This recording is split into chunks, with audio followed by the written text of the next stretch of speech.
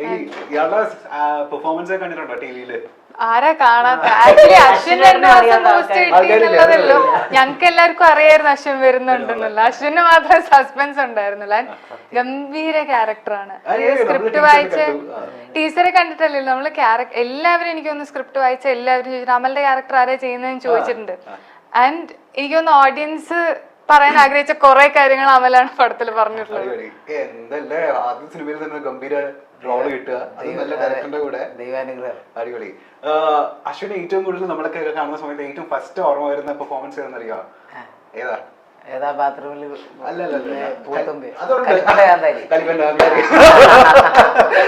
കലിപ്പന്റെ കാന്താരി എത്ര മില്യൺ പോയത്? കലിപ്പന്റെ കാന്താരി ഉണ്ട്. എത്ര മില്യൺ പോയ വീഡിയോ? അത് 8 മില്യൺ. നമുക്ക് മറ്റൊരു കലിപ്പന്റെ കാന്താരി മറ്റൊരു ഡയലോഗ് മറ്റേ ദരിദ്രനെ നോക്കിയൊരു സാധനം ഇറക്കാൻ പറ്റുമോ? കലിപ്പന്റെ കാന്താരി ഡയലോഗ് ഷോള് മര്യാദക്കേട് ഒരു കലിപ്പാവുന്ന സാധനം അതൊന്നും ഇറക്കാൻ പറ്റും. ഞങ്ങക്ക് തമ്പായെങ്കിൽ ആ സാധനം ദരിദ്രനെ നോക്കി എന്താ പറയാ ഡയലോഗ് പറഞ്ഞാൽ മതി. അപ്പൊ എന്താന്നറിയോ? ആക്ഷൻ പറയണോ? വേണ്ട, ഞാൻ പറഞ്ഞോളാം. മോളൂസേ, ചേട്ടൻ മോൾക്ക് തീരെ സ്വാതന്ത്ര്യം തരുന്നില്ല എന്ന് തോന്നുന്നുണ്ടോ? സ്ത്രീകൾക്ക് പൊതുവായിട്ട് വേണ്ടത് ഫ്രീഡം അല്ലേ ചേട്ടാ? ആ ഫ്രീഡം ഞാൻ തരും. മോളൂസ ഷോള് നേരിട്. അല്ല, ഷോള് നേരിട്. ഇതെനിക്ക് ഓക്കെ. പൊതിഞ്ഞ് കെട്ടി ഇവിടെ കാണാ, അവിടെ കാണാ, ഇവിടെ കാണി പൊതിഞ്ഞ് കെട്ടാൻ നോക്ക് ഷോള്.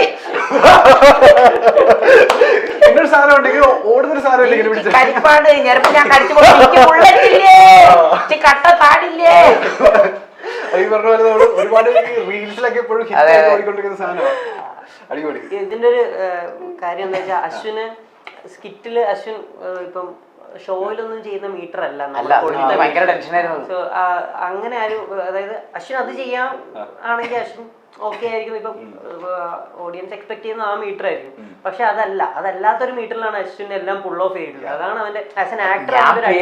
സത്യം പറഞ്ഞ സിനിമയിലേക്ക് വരുമ്പോ ഞാൻ ഇവരൊക്കെ പറയാൻ ചെയ്തത് എനിക്കിനെ കൺട്രോൾ ചെയ്യണം, ക്ലിയർ ചെയ്യണം എന്ന് പറഞ്ഞ് ചോദിച്ച് ഓരോ സിനിമ മുമ്പ് പോയി ക്ലിയർ ചെയ്തിട്ടാണ് നമ്മള്. എനിക്ക് ഭയങ്കര ടെൻഷനാണ്. ഇദ്ദേഹം സ്ക്രിപ്റ്റിനേക്കാൾ ഉപരി പുള്ളിക്കാൻ ഓൺ ദ സ്പോട്ടിന്റെ ആളാണ് കേട്ടിട്ടുണ്ട്. അതായത് കുറെ കോൺട്രിബ്യൂട്ട് ചെയ്യുന്നത്. അത് ഭയങ്കര റിസ്ക് ആയിരുന്നു ഒരു തരത്തിൽ സിനിമ. കാരണം ഇതിന് വ്യക്തമായ ഒരു ലാംഗ്വേജ് ഉണ്ട്, സ്ലാങ് ഉണ്ട്. അതെ, ഇവന് നമ്മൾ കാസ്റ്റ് ചെയ്യലില്ല. കാരണം ഈ ഓൺ ദ സ്പോട്ടിൽ ആ ക്യാരക്ടർ പറയുന്ന സാധനങ്ങൾ ഓൾറെഡി സ്ക്രിപ്റ്റിലും പിന്നെ നമ്മുടെ ഇതിന്റെ സ്ക്രിപ്റ്റ് വ്യക്തമായി എഴുതപ്പെട്ട സ്ക്രിപ്റ്റുകൾ ആണ്. ഹ്യൂമർ സൈഡ് പോലും വ്യക്തമായിട്ട് എഴുതപ്പെട്ടിട്ടുണ്ട് ഇതിനകത്ത്. നമുക്ക് ഇംപ്രവൈസ് ചെയ്യാൻ അധികം ഇല്ല സ്പേസ്. അത്രയും കാര്യങ്ങൾ ഡീറ്റെയിൽഡ് ആണ്. കാരണം സ്ക്രിപ്റ്റ് വായിക്കുമ്പോൾ നമുക്ക് ചിരി വരും ഇല്ലേ? സ്ക്രിപ്റ്റ് വായിക്കുമ്പോൾ ചിരി വരും. എന്തായാലും നമ്മൾ അടുത്ത റൗണ്ടിലേക്ക് പോവാണ്. ബട്ട് വൈ എന്നുള്ളതാണ് റൗണ്ടിന്റെ പേര്. ഈ കോമൺ ഓഡിയൻസിനെ ഈ പെർട്ടിക്കുലർ മൂവി കാണുന്ന സമയത്ത് തോന്നുന്ന കുറച്ച് ക്വസ്റ്റ്യൻസ് ഉണ്ട്. ഡൗട്ടാണ് ഞാൻ ചോദിക്കാൻ പോകുന്നത്. ബട്ട് വൈ അതിനുള്ള വൈ എന്നുള്ള ആൻസറിനുള്ള ഉത്തരം പറഞ്ഞാൽ മതി. ഓക്കെ, പറയാൻ പറ്റുന്ന റിവീൽ ചെയ്യാൻ പറ്റുന്ന കാര്യങ്ങളാണെങ്കിൽ പറയാം. അത്രേ ഉള്ളൂ. റൗണ്ടിന്റെ പേരെന്താ? But why. ഓക്കെ, ചന്ദ്രികയായിട്ടേ നമ്മുടെ നിരഞ്ജനെ തന്നെ സെൻട്രൽ ക്യാരക്ടർ ആയിട്ട് പിക്ക് ചെയ്തതിന് പിന്നിൽ ബട്ട് വൈ? നിരഞ്ജന ഇതുവരെ, അതായത് ഞാൻ നേരത്തെ പറഞ്ഞ എനിക്ക് ആർട്ടിസ്റ്റുമായിട്ട് വർക്ക് ചെയ്യാൻ ഭയങ്കര ഇഷ്ടമാണ്. അപ്പൊ നിരഞ്ജന ഇതുവരെ ഇങ്ങനെ ഒരു സാധനം ചെയ്തിട്ടില്ല. പുള്ളിക്കാരി എപ്പോഴും ഒരു ഒരു അർബൻ ക്യാരക്ടർ പരിപാടിയും വളരെ ബബ്ലി ആയിട്ടുള്ള ക്യാരക്ടറാണ്. അപ്പൊ അതിൽ നിന്ന് വ്യത്യസ്തമായിട്ട് കുറച്ചും കൂടി കൺട്രോൾഡ് ആയിട്ട് ചെയ്യേണ്ട ഒരു ഇതുണ്ട്. അങ്ങനെ ഒരു ഇമേജ് ബ്രേക്കിംഗ് കൂടെ നടക്കുമെന്ന് തോന്നി. പിന്നെ ഒരു എക്സ്പീരിയൻസ്ഡ് ആയിട്ടുള്ള അല്ലെങ്കിൽ വളരെ അങ്ങനത്തെ ക്യാരക്ടർ ചെയ്ത് ഫെമിലിയർ ആയ ഒരാൾ ചെയ്യരുതെന്നുണ്ടായിരുന്നു. സോ അങ്ങനെയാണ് ഇല്ല, എഴുതിയപ്പോ ഇല്ലാതിരുന്ന 2 ക്യാരക്ടർ, ഐ മീൻ ആര് ചെയ്യുന്ന ഐഡിയ ഇല്ലാതിരുന്ന 2 ക്യാരക്ടേഴ്സ് ആണ്, ഫീമെയിൽ ക്യാരക്ടേഴ്സ് രണ്ടുപേരും. പക്ഷെ എഴുതി വന്ന് അവസാനം ലോട്ടറി അടിച്ചത് നമുക്കാണ്. ഒരു പരാതി ഇല്ലായിരുന്നില്ല. അതായത് റിലേറ്റീവ്സ് മാത്രമേ നമ്മളെ വിളിക്കുന്നുള്ളൂ എന്നുള്ള ഒരു പരാതി. ഇതൊക്കെ മാറിയില്ല ഇപ്പൊ. അവരാകെ 2 ഇടത്തിലേ വിളിച്ചിട്ടുള്ളൂ. അല്ല, അങ്ങനെയല്ല. ബട്ട് സ്വാഭാവികമായിട്ട് അങ്ങനെ ഒരു ബാക്ക്ഗ്രൗണ്ട് ഉള്ളത് കൊണ്ട് തന്നെ ഇങ്ങനെ ഒരു ടെൻഡൻസി ഉണ്ട് എല്ലാവർക്കും ചിന്തിക്കാൻ. എനിക്ക് ചെയ്തു തരാൻ പറ്റിയത് ആ ഒരു ലോഞ്ചും പിന്നെ ശേഷം ഒരു പടവുമാണ്. അത് കഴിഞ്ഞ് പിന്നെ എന്താ ചെയ്യണ്ടേ, എങ്ങോട്ടാ പോകണ്ടേ ഒരു, കാരണം നേരത്തെ 10th സ്റ്റാൻഡേർഡിലാണ് ഞാൻ ലോഹൻ ചെയ്യുന്നത്. അപ്പൊ അത് കഴിഞ്ഞ് എങ്ങനെയെങ്കിലും അഭിനയിക്കുക എന്നുള്ളതേ മനസ്സിലുണ്ടായിരുന്നുള്ളൂ. എപ്പോഴും ഒരു ക്ലാരിറ്റി വരുന്നതൊക്കെ വളരെ ലേറ്റ് ആയിട്ടാണ്. തനിക്ക് എന്തെങ്കിലും പറയാനുണ്ടോ? അത്രേ ഉള്ളൂ. നമ്മളൊന്നും അഞ്ചിലല്ല, അഞ്ചിലാണ്. അഞ്ചിലായിരിക്കണം. അടുത്ത പോവാ. എങ്കിലും ചന്ദ്രികയിലെ ഡയറക്ടറോട് എങ്കിലും എന്റെ ആദിത്യ എന്ന് ഇടയ്ക്കിടയ്ക്ക് മനസ്സിൽ വിളിക്കേണ്ടി വരുന്നത് ഡാഷിന് വേണ്ടിയാണ്. എന്തെങ്കിലും നിങ്ങൾക്ക് ഇഷ്ടമല്ലാത്തത് ചെയ്യിപ്പിക്കുക അല്ലെങ്കിൽ എന്തെങ്കിലും പുള്ളിക്കാരനുണ്ടായി അങ്ങനെ ഒരു മൊമെന്റ് ഉണ്ടായിട്ടില്ല. ഇല്ല, ആദ്യത്തിന് ആക്ച്വലി എന്നോട് തോന്നാവുന്ന ഒരു കാര്യമായിരുന്നു. ആക്ച്വലി ഒന്നും മിണ്ടായിരിക്കുമോ എന്ന് ചോദിക്കാൻ പറ്റില്ല. കാരണം ആദ്യം പറഞ്ഞ പോലെ തന്നെ ഇങ്ങനൊരു നാടൻ ഒരു വേഷം ചെയ്യുന്നതും ആദ്യമാണ്. ആദ്യത്തെ വളരെ ക്ലിയർ ആയിരുന്നു. അതായത് കഥ പറയുന്ന സമയത്ത് തന്നെ വളരെ ചന്ദ്രിക ഇന്ന രീതിയിലായിരിക്കും പെരുമാറുക, ഇന്ന രീതിയിലായിരിക്കും ചിരിക്കുക, ഇന്ന രീതി. He was very clear about everything. അപ്പൊ അതുകൊണ്ട് തന്നെ എനിക്ക് അതെങ്ങനെയെങ്കിലും ആദിത്യൻ സാറ്റിസ്ഫൈഡ് ആവുന്ന രീതിയിൽ ചെയ്യണം എന്നുണ്ടായിരുന്നു. അപ്പം എവറി അതർ ടൈം ഞാൻ എന്ത് കഴിഞ്ഞാലും, എന്ത് മിനിമൽ ആയിട്ടുള്ള ഒരു സാധനം കഴിഞ്ഞാലും ആദ്യം ഓക്കെ ആയിരുന്നു, ആദ്യം ഫുള്ളി ഓക്കെ ആണോ, സാറ്റിസ്ഫൈഡ്. അപ്പൊ പറഞ്ഞു മടുത്തിട്ടുണ്ട്. അതായത് ഒരു ദിവസം പോലും ഉണ്ടല്ലോ ഞാൻ വിളിച്ചു ചോദിക്കും, ഉദ്ദേശിച്ച പോലെ ആയിട്ടുണ്ടോ, എനിക്ക് ഡെലിവർ ചെയ്യാൻ പറ്റുന്നുണ്ടോ, എനിക്ക് തന്നെ ഞാൻ ഉടക്കുന്ന പോലെ എനിക്ക് തോന്നിക്കൊണ്ടിരുന്നിട്ടുണ്ട്. അപ്പം ആദിത്യനാണ് ആക്ച്വലി തോന്നാൻ സാധ്യത.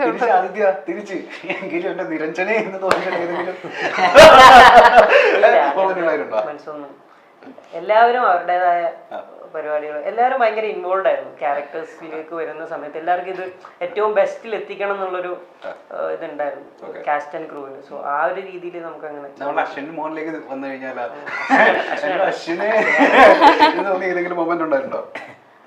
ആളെന്തെങ്കിലും ഒക്കെ ഒരു കുരുത്തക്കേട് ഒപ്പിച്ച് കാണുമല്ലോ ലൊക്കേഷനിൽ. അശ്വിൻ എല്ലാവരുടെയും സ്റ്റാർ ആയിരുന്നു. അശ്വിൻ വന്ന് തകർത്ത് പെർഫോം ചെയ്ത് എല്ലാവരും അശ്വിന്റെ പെർഫോമൻസ് കണ്ടോ എന്ന് പറയുന്ന അവസ്ഥയിലേക്കാണ് അശ്വിൻ കൊണ്ടുപോയത്. ഇത് കഴിഞ്ഞിട്ട് സെറ്റാക്കാം. അശ്വിൻ ലൊക്കേഷനിൽ ഉണ്ടെങ്കിലേ നമ്മൾ ഏറ്റവും കൂടുതൽ പുള്ളിയോട് ആവർത്തിച്ച് പറയേണ്ട കാര്യം ഡാഷാണ്. അശ്വിനേട്ടനോട് അങ്ങനെ ആവർത്തിച്ച് അശ്വിനേട്ടനാണോ? അവനെ തന്നെ അശ്വിനേട്ടൻ നമ്മൾ കാണുമ്പോ ഭയങ്കര കുച്ചുകുട്ടിയെ പോലെ തോന്നുമെങ്കിലും പ്രായം നമുക്ക് അധികമുണ്ട്. കൊള്ളും കേട്ടോ പ്രായം. പ്രായം കൂടുതൽ. ഞാൻ ഇളയതാണ്, കുഞ്ഞാ. പക്ഷെ ഞാൻ ബഹുമാനം കൊണ്ട് എനിക്ക് 2 +2 ഉണ്ട്. രണ്ടാമത്തെ +2 പഠിക്കുന്ന സമയത്ത് എനിക്ക് 20 വയസ്സ്. എന്റെ കൂടെ പഠിക്കുന്ന ഒരു 16-17 വയസ്സ്. അപ്പൊ എന്നെ എല്ലാവരും അശ്വിനേട്ടൻ. അപ്പൊ അവിടുത്തെ കഥകൾ പറഞ്ഞ് ഞാൻ സ്വയം അശ്വിനേട്ടനായിരുന്നു. ഇവൻ പറയുമ്പോഴും ഇവൻ അശ്വിനേട്ടൻ തന്നെയാണ്. അശ്വിനേട്ടൻ അങ്ങനത്തെ പ്രശ്നങ്ങളൊന്നും ഉണ്ടായിരുന്നില്ല. അശ്വിനേട്ടൻ എല്ലാം കറക്റ്റ് സമയത്ത് നമ്മുടെ കമ്പനി നടനായിരുന്നു. നമുക്ക് ഗ്യാപ്പൊക്കെ വന്നു. അശ്വിന 6 മണി നമ്മളെത്തുന്ന വേഷനെടുത്തു. ഭയങ്കര പങ്ക്ച്വാലിറ്റി ആയിരുന്നു. പങ്ക്ച്വാലിറ്റി കാരണം അവിടെ നിന്ന് ഒരു വണ്ടിയല്ലോ കയറി വരണം. ഷൂട്ടിന് 5:30 വരുന്ന ഒരു ഏക കാരണം അശ്വിന്റെ സ്റ്റേ ചെയ്യുന്ന ഒരു വണ്ടിയേ ഉള്ളൂ. അശ്വിന്റെ ഡയലോഗ്സ് ഒക്കെ നമ്മള് തെറിച്ചു പോകും. ഞാൻ പോയി നിൽക്കുക. ഇല്ല, അശ്വിൻ ഭയങ്കര ഫ്ലെക്സിബിൾ ആയിരുന്നു. ഇപ്പൊ ഷൂട്ട് ചെയ്യാനൊക്കെ ഇപ്പം എന്തെങ്കിലുമൊക്കെ ലേറ്റ് ഒക്കെ ആണെങ്കിൽ നമുക്ക് അശ്വിന്റെ പരിപാടികൾ ചെയ്യാം. അതായത് നമ്മുടെ ടീമിൽ ഒരാളെ പോലെ തന്നെയാണ് അശ്വിൻ. ഇപ്പൊ ഡയറക്ഷൻ ടീമിൽ ഒരാളെ പോലെ തന്നെയാണ് അശ്വിൻ നമ്മുടെ കൂടെ നിൽക്കുന്നത്. സോ അതുകൊണ്ട് തന്നെ അശ്വിന്റെ ക്യാരക്ടറിൽ വർക്ക് ചെയ്യാനൊക്കെ നമുക്കൊരു പെർട്ടിക്കുലർ ഫ്രീഡം ഉണ്ടായിരുന്നു. അശ്വിന് അത്രയും ഫ്ലെക്സിബിൾ നടനായിരുന്നു. വെള്ളം പോലെ അല്ലെ, ബോട്ടിലിന്റെ ഷേപ്പിനനുസരിച്ച് അങ്ങനെയൊക്കെ പറയാൻ പറഞ്ഞായിരുന്നു. ഗൂഗിൾ പേ ചെയ്തൊന്നും ഇന്ന് മിക്കവാറും അക്കൗണ്ടായിട്ട് രാത്രിയാ. സിനിമയുടെ ടീസർ ഔട്ടാക്കിയ സമയത്ത് കാര്യമായിട്ട് ആ സിനിമയെ പറ്റി ആർക്കും വലിയ പിടി കിട്ടരുത് എന്നുള്ളൊരു സൈക്കോളജിക്കൽ മൂവ് എന്റെ മനസ്സിലുണ്ടായിരുന്നു. എന്റെ സൈക്കോ. അപ്പൊ അതാണ് ടീച്ചർ നോക്കിട്ട് ഒന്നും ഊഹിക്കാൻ പറ്റുന്നില്ല.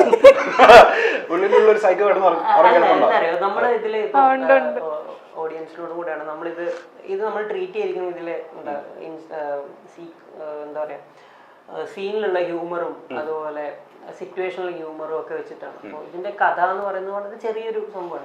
ഇപ്പോൾ ആവറേജ് അമ്പിളി അങ്ങനെയുള്ള നമ്മുടെ മുൻപത്തെ വർക്ക്സ് വെച്ച് നോക്കുന്ന സമയത്ത് ആ ഒരു രീതിയിലുള്ള വളരെ ഡീപ്പായിട്ടുള്ള കാര്യങ്ങളോ അല്ലെങ്കിൽ അങ്ങനെ ഒരു ഡ്രാമ കണ്ടന്റോ ഒന്നുമല്ല. വളരെ ലൈറ്റ് ആയിട്ടുള്ള വളരെ മുമ്പ് പറഞ്ഞിട്ടുള്ള കഥ തന്നെയാണിത്. പക്ഷെ ഇത് നമ്മുടെ രീതിയിൽ നമ്മൾ പറയുന്നു. നമ്മുടേതായ നമ്മൾ ഈ പടത്തിന്റെ അകത്ത് തന്നെ നമ്മൾ ക്ലീശകൾ ബ്രേക്ക് ചെയ്യാൻ, ക്ലീശ പറഞ്ഞിട്ട് അത് ബ്രേക്ക് ചെയ്യാൻ ട്രൈ ചെയ്യുന്നു. അങ്ങനെയുള്ള ഭയങ്കര എന്താ പറയുക, എന്നെ സംബന്ധിച്ചിടത്തോളം ഭയങ്കര രസമായിരുന്നു അത് മേക്ക് ചെയ്യാൻ. കാരണം എനിക്കെന്താ അറിയാം, ഓക്കെ ഈ പറയാൻ പോകുന്ന ഡയലോഗ് ക്ലീശ ആയിരിക്കും. അതുകൊണ്ട് തന്നെ നമ്മൾ അടുത്ത ഡയലോഗായിട്ട് അതിന്റെ പ്രധാന ഏരിയയാണ് ഇരകളിലൊന്നാണ്. അപ്പൊ അശ്വിനെ കൊണ്ട് നമ്മൾ അത് ബ്രേക്ക് ചെയ്യും. അപ്പോൾ ബേസിലേട്ടന്റെ ക്യാരക്ടർ അങ്ങനെ വന്നതാണ്. ബേസിലേട്ടന്റെ ക്യാരക്ടർ അങ്ങനെ കുറച്ച് പറഞ്ഞിട്ടുള്ള കഥയായതുകൊണ്ട് അതിനൊരു ഡിഫറൻസ് കൊടുക്കാൻ വേണ്ടിയിട്ട് ബേസിലേട്ടന്റെ ക്യാരക്ടർ ആ ഒരു റൂട്ട് പിടിച്ചു. സോ അങ്ങനെ എന്തായാലും നമ്മൾ എക്സൈറ്റഡ് ആണ് സിനിമ കാണാൻ വേണ്ടിയിട്ട്. ഇനി നമുക്ക് മലയാളികൾക്ക് അധികം അറിയാത്ത ഒരു കാര്യമുണ്ട്.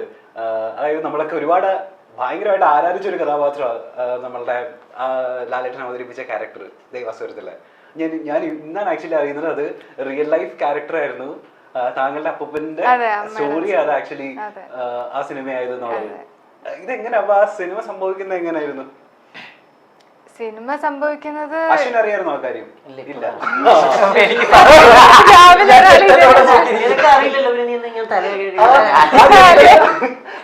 വെറുതെ റിയാക്ഷൻ ഇട്ടത് ബോറടിച്ചത് എന്തൊക്കെയോ പറയുന്ന. ഞാൻ ആ ക്യാരക്ടർ പുള്ളിക്കാരത്തിൽ അപ്പൂപ്പനായിരുന്നു, അമ്മയുടെ അച്ഛൻ. അപ്പം രഞ്ജിത്ത് ബാലകൃഷ്ണൻ രഞ്ജിമാമ വീട്ടില് വന്നുകൊണ്ടിരുന്ന സമയത്ത് പോസിബിൾ ഞാൻ ആ സമയത്ത് ഇല്ല. അപ്പം പറഞ്ഞു കേട്ടിട്ടുള്ള അറിവേ എനിക്കുള്ളൂ. അപ്പൊ അവര് ഡിസ്കസ് ചെയ്തിട്ടുണ്ടാവും ഇവരുടെ ലവ് സ്റ്റോറി എങ്ങനെയാണ് മുത്തശ്ശനും അമ്മമ്മയും കല്യാണം കഴിച്ചത് എന്നുള്ളത് പോസിബിളി ആ സമയത്ത് ഡിസ്കസ് ചെയ്തിട്ടുണ്ടാവും. പിന്നെ ഏതോ ഒരു പോയിന്റിൽ രഞ്ജുമാമ പറയാനുണ്ടായത് ഇങ്ങനെ ഞാനിത് കഥയാക്കാണ്, ഞാനിത് ഇങ്ങനെ ഐ വി ശശി സാറ് ഡയറക്റ്റ് ചെയ്യാൻ പോവാണ്, ഇങ്ങനെ ആയിരിക്കും എന്ന് പറഞ്ഞപ്പം ഒബ്വിയസ്ലി ഓക്കെ ആയിരുന്നു എല്ലാവരും. കാരണം അങ്ങനെ ഒരു ഇങ്ങനെ വലിയൊരു ഹിറ്റ് ആവുന്നോ അല്ലെങ്കിൽ ഇത്ര ചർച്ച ചെയ്യപ്പെടുന്നൊന്നും അപ്പൊ ആലോചിക്കാൻ പറ്റില്ലല്ലോ.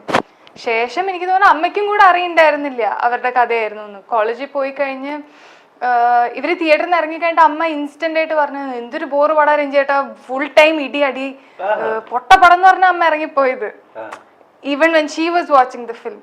അപ്പൊ പിന്നെ കോളേജിൽ പോയി കുറെ നാൾ കഴിഞ്ഞ് ഇവരുടെ ഒരു കവർ വന്നു, മുത്തശ്ശന്റെയും അമ്മമ്മയുടെയും കവറും പിന്നെ ആ പടത്തിലെ സ്റ്റില്ലും വരുമ്പോഴാണ് അറിയുന്നത് ഇതിങ്ങനെയാണ് എന്ന്. സോ അത്ര അൺഅവെയർ ആയിട്ടുള്ള ഒരു ആംബിയൻസിൽ നിന്നാണ് കഥ ഉണ്ടായിട്ടുള്ളത്.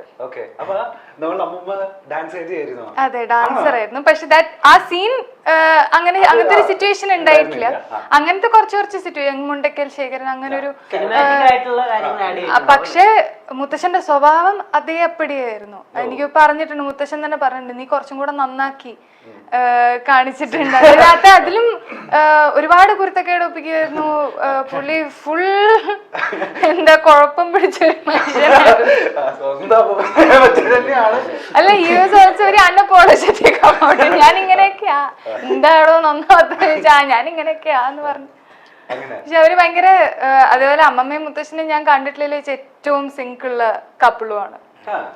അമ്മമ്മ ആദ്യം പറഞ്ഞിട്ടുള്ള കാര്യമാണ് ഞാൻ ഇങ്ങനെ ഒരാളെ കല്യാണം കഴിക്കൊന്നുമില്ല എന്ന് പുള്ളിന്റെ അടുത്ത് തന്നെ ഡയറക്റ്റ് പറഞ്ഞിട്ടുണ്ട്. പിന്നെ ഈ എവിക്ഷൻ നടക്കുകയും വീട്ടിൽ കൊണ്ട് പാർപ്പിക്കലും അതൊക്കെ അങ്ങനെ തന്നെയായിരുന്നു. അങ്ങനെ തന്നെയായിരുന്നു.